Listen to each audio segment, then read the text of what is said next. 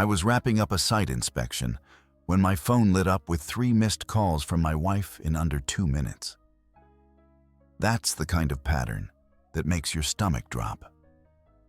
Before I could even process it, the phone buzzed again in my hand. I answered, already bracing myself. Someone broke into the house. Her voice was trembling, higher pitched than normal. Everything's destroyed. The TV, our stuff, all of it.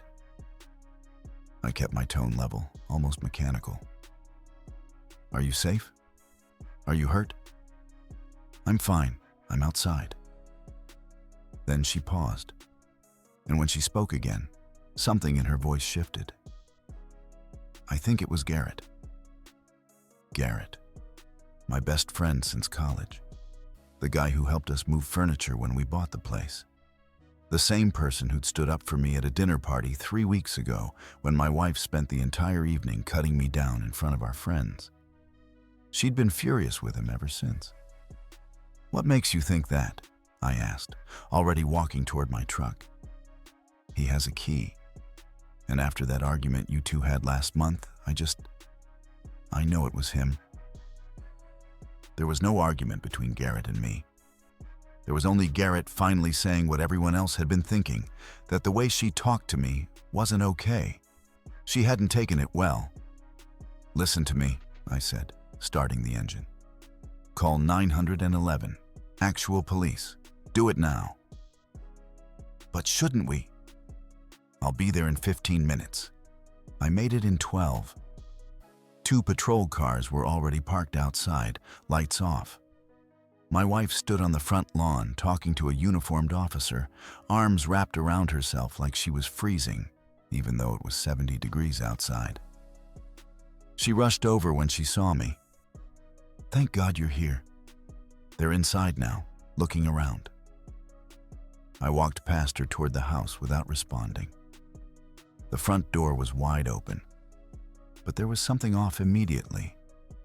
No visible damage to the frame, no scratches on the lock, nothing forced. Inside, our living room looked like a disaster zone. The TV was shattered, glass scattered across the carpet. Drawers were pulled out, cushions thrown around, picture frames knocked off the wall. But I've been in construction for 15 years. You learn to read a scene, to understand how damage happens naturally versus when it's staged. This didn't feel right. An officer approached me.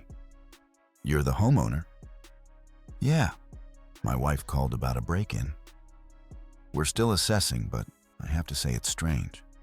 No forced entry that we can see. Windows are all intact. Your wife mentioned someone might have a key. My friend Garrett? But he wouldn't do this. My wife appeared in the doorway. He was so angry after that dinner. He basically accused me of being a terrible wife in front of everyone. He said you were being disrespectful, I corrected. There's a difference. She shot me a look that could cut glass. Are you seriously defending him right now? Look around. I was looking around. That was the problem. The TV was smashed, sure, but it was still mounted on the wall bracket. If someone had broken in and knocked it down in a rage, it would have fallen. This looked like someone had hit it with something while it was hanging there. The drawers were pulled out, but nothing actually seemed missing. My laptop was sitting right there on the coffee table. Our wedding photo was face down on the floor, glass cracked, but placed carefully, not thrown. Do you have any security cameras? The officer asked. I saw my wife's face change. Just for a second. A flicker of something. No, she said quickly. We've been meaning to install some, but... Actually, I interrupted, we do. The color drained from her face. I installed a smart home system 6 months ago. Cameras in the living room, kitchen, and both entrances. Those don't record, she said too fast. They're just for monitoring. They record to the cloud, continuous feed. She opened her mouth, closed it, opened it again. I forgot about those. The officer looked between us. Can you access that footage? Absolutely. Give me 1 second. My wife grabbed my arm. Wait, maybe we should just... Maybe Garrett disabled them somehow. Let's not waste time on... I pulled my arm free and opened the app on my phone. The officer stepped closer to look at my screen. This shows live feed, I explained. But I can scroll back. What time did you say this happened? Around 1 o'clock. Her voice had gone quiet. I set the timestamp to 12:45 and hit play. The officer watched silently beside me. At 12:52, my wife appeared on screen, alone. She looked around, then picked up the TV remote and threw it at the TV. It bounced off. She grabbed a table lamp instead, yanked the cord from the wall, and swung it like a baseball bat. The TV screen splintered. She hit it 3 more times, methodical and deliberate. Then she went to work on the rest, pulling out drawers, throwing cushions, knocking over the bookshelf. The whole performance took maybe 8 minutes. When she finished, she stood in the middle of the chaos, looked around like she was checking her work, then walked out of frame. The officer's expression had gone completely neutral. Mr. Hayes, can you send me that footage? Of course. My wife was backing toward the door. I can explain. This isn't... You don't understand what I've been going through. The stress, the pressure. I just... Ma'am, the officer said, I'm going to need you to stay right here. Another officer had appeared, positioning himself near the doorway. This is insane, she said, her voice climbing an octave. I'm the victim here. I almost laughed. Instead, I just forwarded the video file to the officer's email and pocketed my phone. Actually, I said, I think we're about to find out exactly who the victim is. The lead detective arrived 20 minutes later. Detective Rowe looked like he'd seen every variation of human stupidity and wasn't impressed by any of it anymore. He reviewed the footage on his tablet while my wife sat on the porch steps, one officer standing nearby. She'd gone quiet, which was somehow worse than the yelling. Mr. Hayes, can you walk me through your day? Rowe asked. Left for work at 7 this morning. Had 3 job sites to check. My wife knew my schedule. She usually does. And this friend she mentioned? Garrett? Garrett Bishop. We've been friends for 12 years. He's a machinist over at Precision Components. Works second shift, 3 to 11. Rowe made a note. So he'd be at work right now? Has been since 3. Yeah, you can verify that pretty easily. Oh, we will. He glanced toward my wife. Your wife seemed very certain he was involved. She's been angry at him since he pointed out how she talks to me in public. That was about 3 weeks ago. How does she talk to you? I shrugged. Like I'm an idiot who can't do anything right. Garrett finally said something about it. She didn't take it well. Rowe studied me for a moment. You don't seem particularly surprised by any of this. I'm not. Disappointed maybe, but not surprised. My wife's voice cut through from the porch. Are you just going to let him stand there and trash me? I'm having a mental health crisis. Rowe didn't even look at her. Ma'am, you'll have your chance to speak in a moment. He turned back to me. Has she done anything like this before? Not to this extent, but she's made accusations before. Small stuff. Claimed a coworker was stalking her until HR reviewed the security footage and found out she'd been following him. Said her sister stole money from her purse until her sister showed bank records proving otherwise. It's a pattern. Why'd you stay? Good question. Kept thinking she'd grow out of it. Kept thinking if I was just patient enough, supportive enough, it would get better. I looked at the broken TV through the doorway. Clearly, I was wrong. Ro nodded slowly. I'm going to need to speak with your wife now. You should probably step away for this. I walked to the end of the driveway and called Garrett. He picked up on the second ring, machines humming in the background. Hey man, what's up? Are you at work right now? Yeah, why? You sound weird. Police might call to verify. My wife staged a break-in at our house and tried to blame you for it. Silence. Then, she what? Smashed our TV, tore the place apart, called 911. Told them she thought you did it because you have a key and were angry about that dinner. He exhaled sharply. That's actually insane. Yeah, unfortunately she forgot about the security cameras. Whole thing's on video. Holy hell, are you okay? I'm fine. Honestly, I'm relieved. Been waiting for her to do something this stupid so I'd have a genuine reason to end it. You've been wanting out for about 2 years now. Just didn't know how without her making my life impossible. I watched the detective gesturing as he spoke to my wife on the porch. She just handed me the exit on a silver platter. What happens now? She'll probably get charged with filing a false report. I'll file for divorce tomorrow. Finally be done with this. Garrett was quiet for a moment. I'm sorry, man. I know this is a mess, but yeah, you deserve better than this. Thanks. Look, I should go. Just wanted to give you a heads up. Keep me posted. And hey, if you need a place to crash or anything, I'm not leaving my house. She can find somewhere else to go. After we hung up, I watched the scene unfold on my porch. Detective Ro's body language had shifted. Arms crossed, stance wider. My wife was talking rapidly, hands moving. The detective just kept shaking his head. Finally, he stepped back and said something to the other officer. My wife's voice rose again. You can't be serious. I'm the one who called you. I walked back over. Ro met me halfway. Mr. Hayes, based on the evidence, we're placing your wife under arrest for filing a false police report. It's a misdemeanor, but given the deliberate attempt to implicate an innocent party, the DA will likely pursue it. Understood.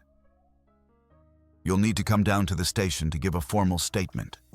Probably tomorrow morning works? I'll be there. My wife was on her feet now, the officer guiding her toward the patrol car. This is ridiculous. I need help, not handcuffs. Doesn't anyone care that I'm clearly struggling? Ro didn't bite. Ma'am, you have the right to remain silent. She talked over him the entire time he read her rights. When they put her in the back of the patrol car, she locked eyes with me through the window. The look on her face wasn't remorse. It was fury. Pure, undiluted rage that she'd been caught. I felt nothing. Maybe I should have felt something. Guilt, sadness, regret. But standing there watching her being driven away, all I felt was tired. And maybe a little bit free. Detective Ro handed me his card. Lock up the house when you're done here. And Mr. Hayes, document everything. Photos, videos, any texts or calls she makes from jail. People like this don't stop just because they got caught once. Already planning on it.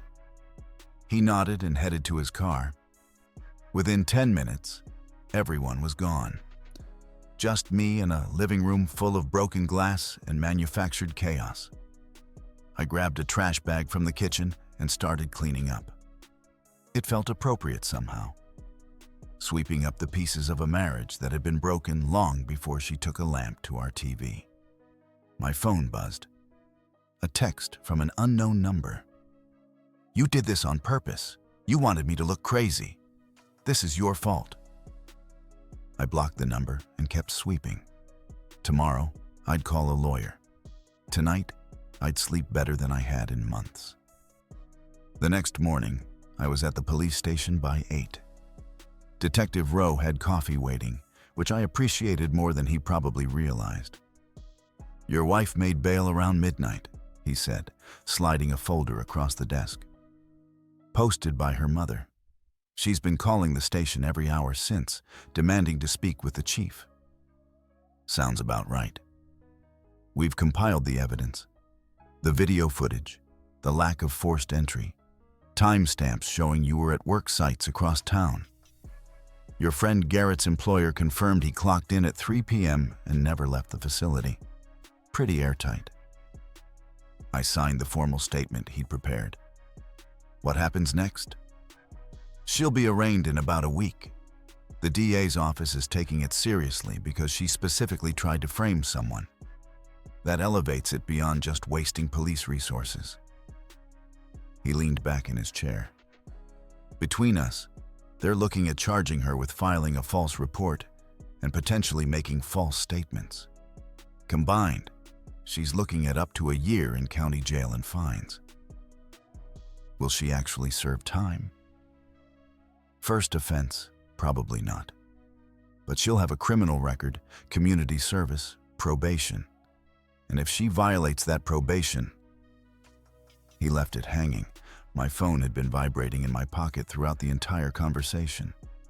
12 missed calls, 8 from her mother's number, 4 from numbers I didn't recognize. Rowe noticed. Family reaching out? Her side, yeah. Mine are 3 states away and don't get involved in drama. I silenced the phone. I'm filing for divorce today. Want to get ahead of whatever narrative she's building. Smart. He pulled out another sheet. This is an incident report number. Give this to your divorce attorney. They'll want documentation of the arrest.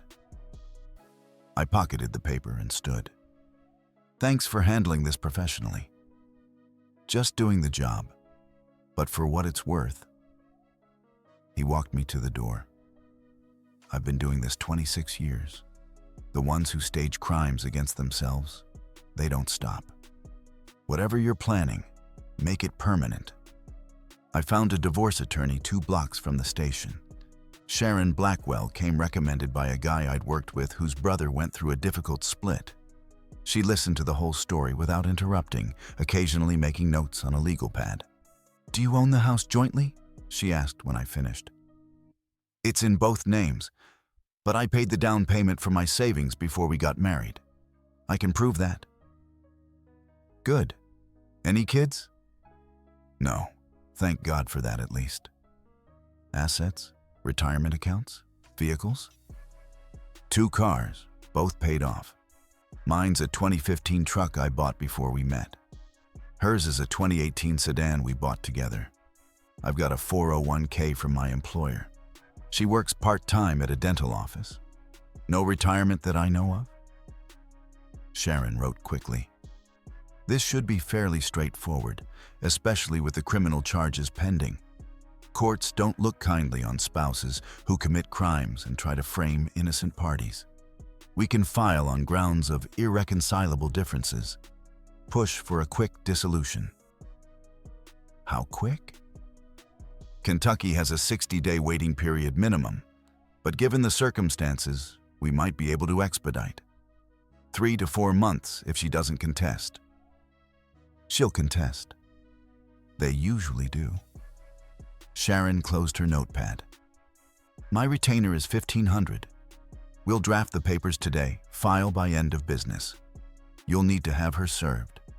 I recommend using a professional process server, not the sheriff. Less dramatic. I wrote the check. One more thing. Can we get a restraining order? Based on what? I showed her the blocked text messages. 3 more had come through from different numbers overnight. All variations of blame and threats. She's using different phones to contact me after I blocked her. And Detective Rowe warned me she'll escalate. Sharon photographed the messages. We can file for an emergency protective order. Given the arrest and these communications, a judge will grant it. That means she can't contact you directly, can't come within 500 feet of you or your home. Perfect. By noon, everything was filed. I grabbed lunch at a place near the courthouse, sat in my truck, and finally listened to the voicemails. Her mother's voice, shrill and accusing. "How dare you have my daughter arrested? She's going through something, and you betrayed her." Her sister, "You know she didn't mean it. Can't you just drop the charges and work this out?" Two friends of hers I'd met maybe twice. "She's devastated. This is so cruel." Nothing from her directly, which meant she'd been advised by a lawyer not to contact me. Smart. I deleted them all and called my own mother in Tennessee. "Hey, Mom." "Sweetheart, I was just thinking about you. How are things?" "I'm getting divorced." Silence, then carefully. "I see. Do you want to talk about it?" I gave her the abbreviated version. When I finished, she sighed. "Honestly, I'm relieved. I never told you this, but at your wedding, she snapped at the photographer so rudely I almost said something. Your father had to talk me down." "Why didn't you say anything?" "You seemed happy. I thought maybe I was being overprotective." She paused. "Are you okay? Really?" "Yeah, I actually am. It's like finally admitting something I knew for a long time." "Good. You deserve better, honey. You always have." After we hung up, I drove to the house and changed the locks myself. New deadbolts, new handle sets, the works. Took maybe 40 minutes. Then I packed up everything of hers I could find. Clothes, toiletries, books, that collection of decorative pillows she insisted we needed. Loaded it all into her car and parked it at her mother's house with the keys in the mailbox. I sent one text to her mother. "Her belongings are in the car at your place. Don't contact me again." Back home, I walked through each room. Without her stuff everywhere, it looked bigger, cleaner, like the house could finally breathe. My phone rang. Garrett. "How'd it go?" "Divorce filed, restraining order pending. Her stuff's gone." "All in one day? Damn, you don't mess around." 2 years of waiting will do that. Once I decided to move, I moved fast." "Fair enough. You need anything?" "Actually, yeah. Want to help me pick out a new TV this weekend?" He laughed. "Absolutely. And this time, we're getting the extended warranty." That night, I ordered pizza, drank a beer, and watched Netflix on my laptop. The living room still had the mount on the wall where the TV used to be, a visible reminder of the chaos. But sitting there in the quiet, no tension, no walking on eggshells, no constant stress, I realized something. The peace wasn't just about her being gone. It was about finally choosing myself, about drawing a line and meaning it. My phone buzzed one last time. A text from Detective Rowe. "Protective order approved, active immediately. You're all set." I raised my beer to the empty room. Here's to new beginnings. Tomorrow, I'd start putting the pieces back together. Tonight, I just enjoyed the silence. The arraignment was scheduled for Thursday morning. I didn't have to attend, but Sharon suggested I show up. "Shows the court you're taking this seriously," she explained over the phone. "Plus, her attorney might try to paint you as vindictive. Your presence demonstrates you're simply seeking accountability." So I put on a decent shirt, showed up early, and sat in the back of the courtroom. My wife arrived 10 minutes before her case was called, flanked by her mother and a lawyer who looked fresh out of law school. She dressed for sympathy. Modest dress, minimal makeup, hair pulled back. The whole performance was calculated. She didn't look at me once. Either she didn't know I was there, or she was pretending not to. The judge, an older woman with reading glasses on a chain, reviewed the case file with visible disapproval. "Miss Caldwell," she began. My wife had apparently gone back to her maiden name already. "You're charged with filing a false police report and making false statements to law enforcement. How do you plead?" Her attorney stood. "Not guilty, Your Honor. My client was experiencing severe emotional distress and..." "Counsel, I asked for a plea, not a defense strategy." "Not guilty, Your Honor." The judge made a note. "Bail is continued at current terms. Trial date is set for..." She consulted her calendar. "October 19th. Discovery deadline, September 20th. Miss Caldwell, you are to have no contact with the alleged victim or any witnesses. Violation will result in immediate revocation of bail. Clear?" "Yes, Your Honor," my wife said quietly. "One more thing." The judge looked directly at her. "I've reviewed the security footage submitted by the prosecution. I suggest you and your attorney have a serious conversation about the strength of your case." Dismissed. We filed out in opposite directions. I was halfway to my truck when her mother's voice stopped me. "Wait." I turned. She was speed walking across the parking lot, my wife trailing behind, looking furious. "We need to talk," her mother said, slightly out of breath. "No, we don't. There's a restraining order." "That's only for her, not for me." "Lady, I have zero interest in anything you have to say." I unlocked my truck. "She made a mistake. People make mistakes. She committed a crime and tried to destroy an innocent man's life in the process. That's not a mistake. That's a choice." My wife finally spoke up. "I was desperate. You were never home, never paid attention to me, always chose your friends over me." I actually laughed. "I worked 45 hours a week to pay for the house you trashed. And the one time Garrett said something about how you treated me, you held a grudge for a month and then tried to get him arrested. You're not desperate. You're manipulative. How can you be so cold?" "Practice. Had a great teacher." I climbed into my truck. Her mother stepped in front of my door. "If you just drop the charges, we could all move past this. She'll get help, do therapy, whatever you want." I didn't press charges. The state did. And even if I could drop them, I wouldn't. I started the engine. "Move, or I'm calling the police for harassment."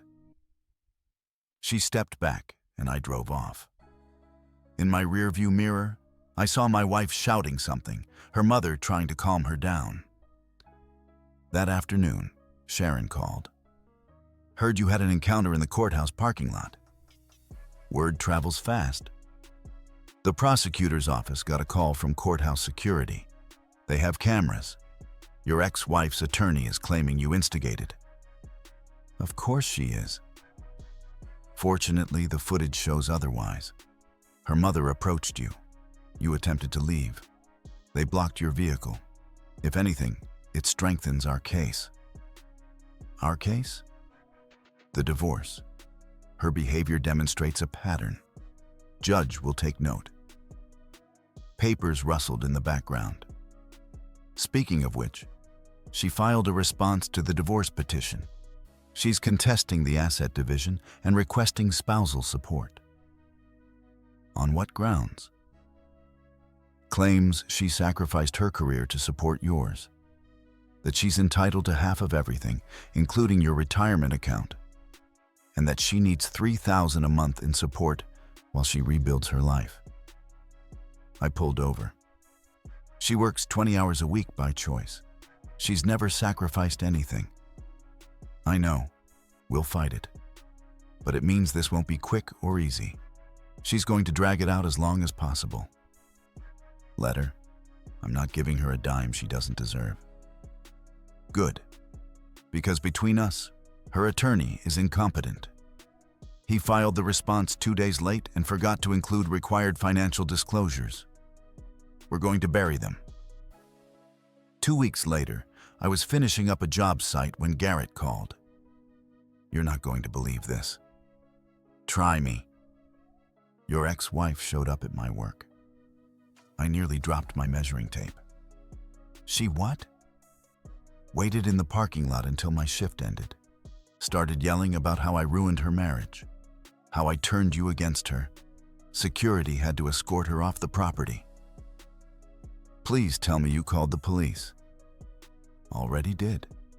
They're filing charges for violating the restraining order. Apparently, it covers staying away from witnesses too. And I'm listed as one. Good. Let her dig the hole deeper.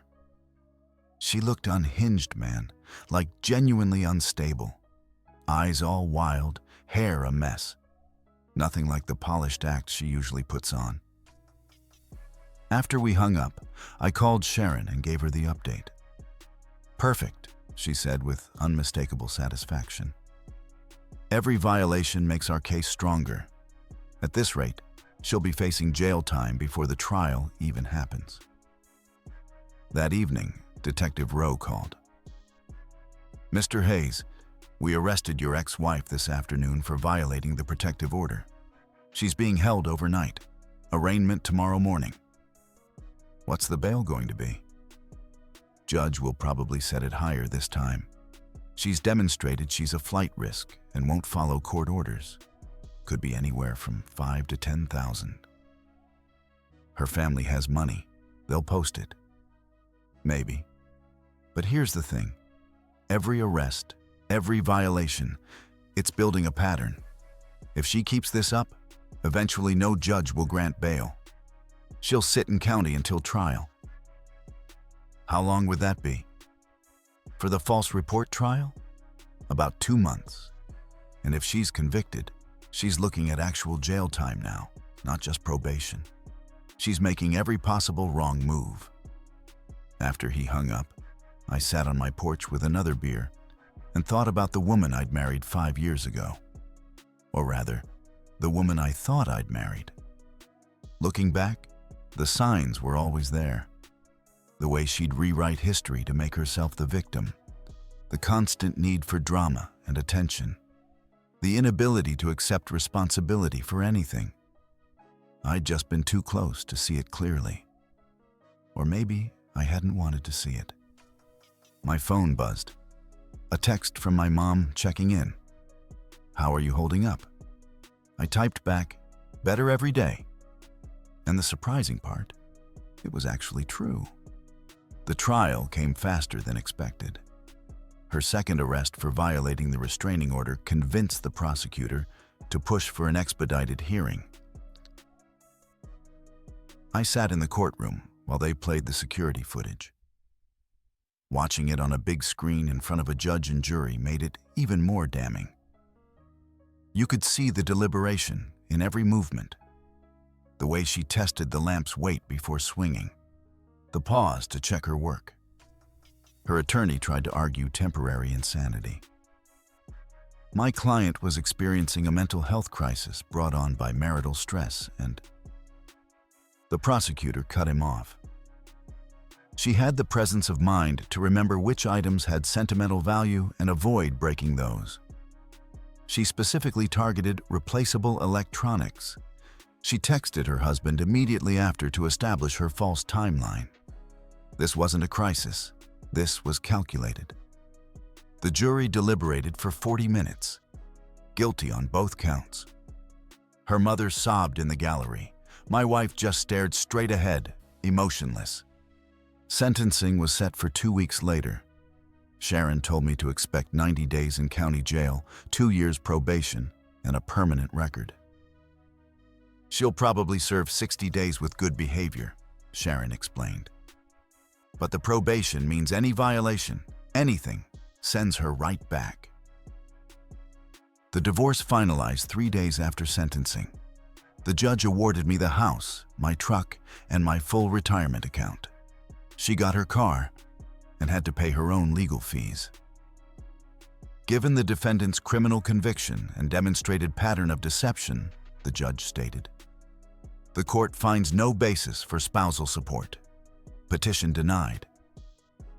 My ex-wife's face went red, but she said nothing. Her attorney looked relieved it was over. Walking out of that courthouse for the last time, I felt something lift. Not happiness, exactly. More like the absence of weight I'd been carrying so long I'd forgotten it was there. Garrett met me at a sports bar downtown. How does it feel? Like I can finally breathe. I took a drink. Took me 2 years to admit I made a mistake. Took her 2 months to prove I was right. What's next? Honestly, nothing dramatic. Just going to work, fix up the house, maybe take that fishing trip we've been talking about. Sounds boring. Good. I've had enough excitement to last a lifetime. My phone buzzed. A text from my mom. Proud of you, honey. I smiled and put the phone away. Sometimes the best ending isn't the dramatic one. It's just the one where you finally get to move forward. And for the first time in years, that's exactly what I was doing. 6 months later, I was replacing the deck railing when Garrett pulled up with coffee.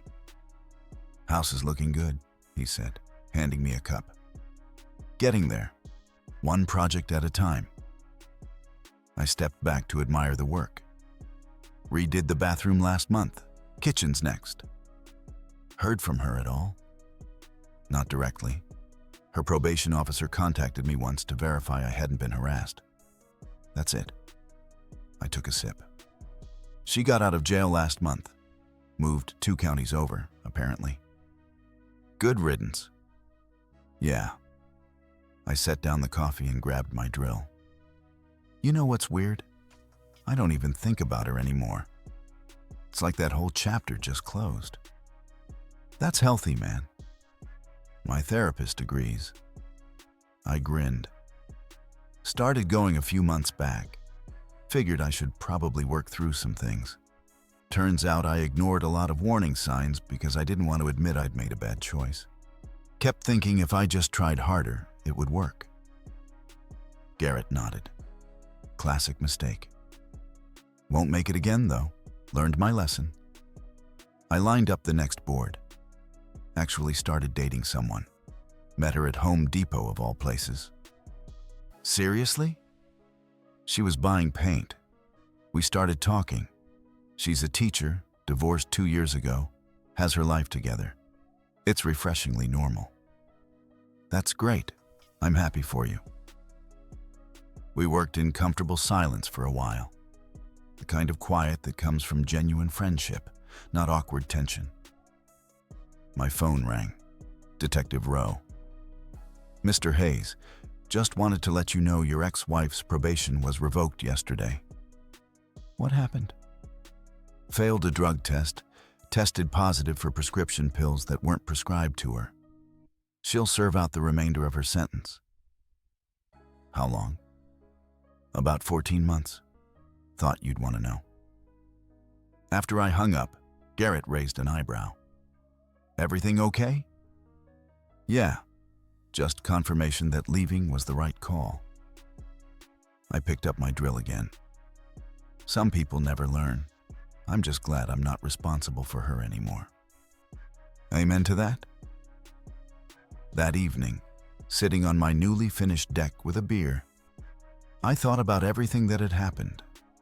The chaos, the lies, the legal battles. And then I thought about the peace that came after. The freedom to make my own choices without constant criticism.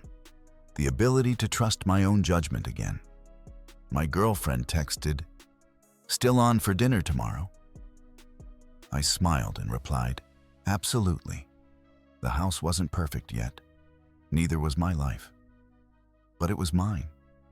Built on honesty instead of manipulation. On respect instead of control. And that made all the difference. Our story has come to an end. If you've made it this far, how about subscribing to our channel? It helps us immensely. I've selected 2 other videos for you that I'm sure you'll enjoy. Feel free to click on them. I'll be waiting for you in the next story. See you soon.